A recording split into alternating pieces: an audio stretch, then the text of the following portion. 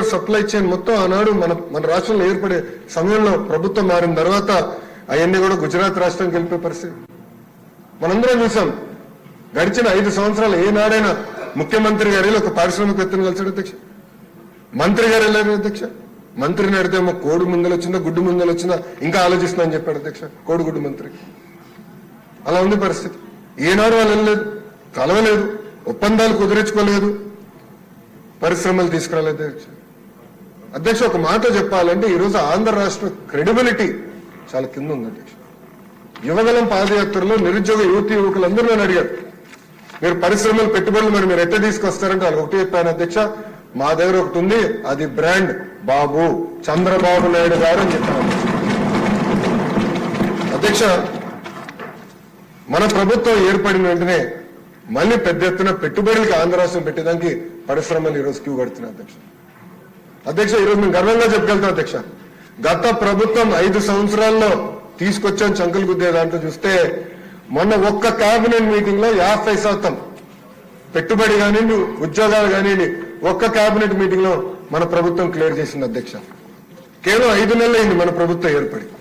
So పెద్ద ఎత్తున మళ్ళీ పెట్టుబడులు ఆంధ్ర రాష్ట్రం తీసుకొచ్చే దిశగా మన ప్రభుత్వం పనిచేస్తున్న అధ్యక్ష. అధ్యక్ష మనం చూస్తే కొత్త పాలసీస్ దీనికోసం మనం రూపొందించాం.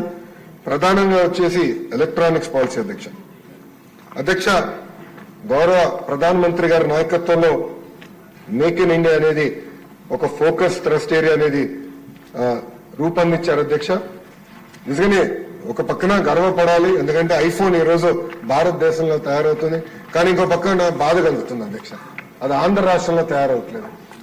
ఇది ఎందుకు చెప్తున్నానంటే గతంలో వాళ్ళని కలిసా 2014-19 కలిసా, వాళ్ళు చెప్పారు ఎస్ ఇండియాలో మ్యానుఫ్యాక్చరింగ్ అనేది మేము స్టార్ట్ చేస్తే ఆంధ్ర రాష్ట్రం వస్తాం, కానీ గత ప్రభుత్వం పట్టించుకోలేదు. వాళ్ళు ఈరోజు తమిళనాడుకి వెళ్ళి పెద్ద ఎత్తున మ్యానుఫ్యాక్చరింగ్ చేసే పరిస్థితి. అందుకే అధ్యక్ష వీళ్ళందరినీ ఆకర్షించుకునే దానికి అనేక సబ్సిడీలు ఏర్పాటు చేసే అధ్యక్ష. దానిలోకి వచ్చే ముందల ఈ రోజు అధ్యక్ష గత ఎన్డీఏ ప్రభుత్వం 2014-19 మధ్యన చేసిన పనుల వల్ల ఈ రోజు భారతదేశంలోనే 40% టీవీలు ఆంధ్ర రాష్ట్రంలో తయారవుతున్నాయి అధ్యక్ష. అంతేకాకుండా 50% ఎయిర్ కండిషనర్స్ అధ్యక్ష, ఏసీలని ఈ రోజు ఆంధ్ర రాష్ట్రంలో తయారవుతున్నాయి అధ్యక్ష. అధ్యక్ష ప్రధానమైన ఫోకస్ రాబోయే రోజుల్లో కేవలం అసెంబ్లింగే కాదు, mobile phone, personal computer, laptops, iPads, medical devices, defence electronics, కేవలం అసెంబ్లీ కాదు దాంట్లో ఉన్న ప్రతి కాంపోనెంట్ అధ్యక్ష.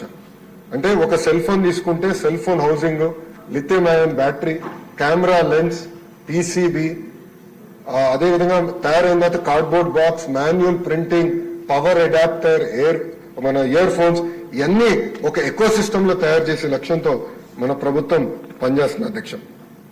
అందుకే అధ్యక్ష ప్రధానంగా ఈ సెమీ కండక్టర్స్ ఎలక్ట్రానిక్స్ పాలసీ తీసుకొచ్చే అధ్యక్ష. ఈ పాలసీ ద్వారా ప్రధానంగా చైనా +1 స్ట్రాటజీలో మన రాష్ట్రం కీలకమైన పాత్ర వహించాలన్న ఫోకస్ లో ఉన్న అధ్యక్ష. మనం చూస్తే ఆంధ్ర రాష్ట్రం వచ్చేగల గతంలో ఈజ్ ఆఫ్ డూయింగ్ బిజినెస్ ఉండేది, ఇప్పుడు స్పీడ్ ఆఫ్ డూయింగ్ బిజినెస్ లో మనం ముందరికి వెళ్తున్నాం. మనకి విశాఖపట్నం చెన్నై ఇండస్ట్రియల్ కారిడార్ కానివ్వండి, చెన్నై బెంగళూరు ఇండస్ట్రియల్ కారిడార్ కానివ్వండి, మన ఆంధ్ర రాష్ట్రం అనేక నోడ్లున్నాయి. గౌరవ ముఖ్యమంత్రి గారు ఇప్పుడే చెప్పినట్లు కొప్పర్తి నోడ్ కానివ్వండి, అదేవిధంగా ఉర్వకల్ నోడ్ కూడా ఈ రోజు ఆంధ్ర రాష్ట్రంలో ఉంటాం. నిజంగానే చాలా చాలా సంతోషంగా ఉంది అధ్యక్ష. దీంట్లో అధ్యక్ష ఈ పాలసీలో ప్రధానంగా ఏంటంటే ఎవరైనా పెట్టుబడి పెట్టాలంటే మెగా కాకుండా స్మాల్ అండ్ మీడియం అయితే 30% క్యాపిటల్ సబ్సిడీ మనం అందిస్తున్నాం అధ్యక్ష. అంతేకాకుండా పవర్ కూడా మనం ₹3 పర్ యూనిట్ సబ్సిడీ కూడా ఈ రోజు అందిస్తాం జరుగుతుంది అధ్యక్ష.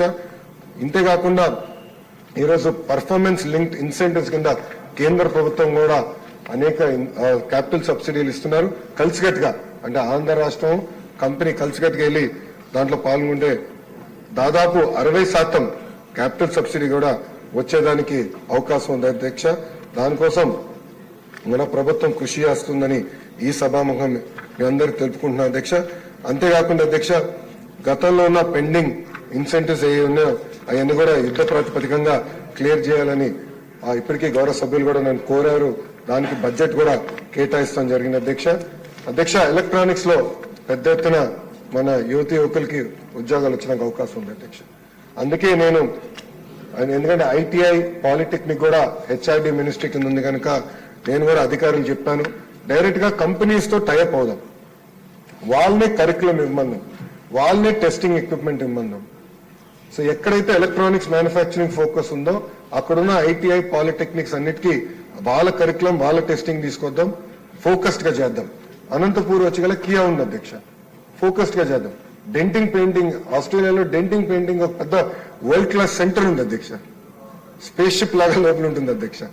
మనం అలాంటిది ఐటీఐ పాలిటెక్నిక్స్ తీసుకురావాలనే లక్ష్యంతో మన ప్రభుత్వం పనిచేస్తుంది అధ్యక్ష. అంటే డైరెక్ట్ లింక్ ఇండస్ట్రీకి ఏం కావాలి, ఇన్సెంటివ్ సబ్సిడీస్ తో పాటు quality skilled manpower, training కి వాళ్ళు టైం వేస్ట్ చేసుకోకుండా real time skilled manpower అందజేయాలనేది వాళ్ళు కోరుతున్నారు. దానికి బ్యాక్గ్రౌండ్ అంతా ఇప్పుడు సెట్ చేస్తున్నాం.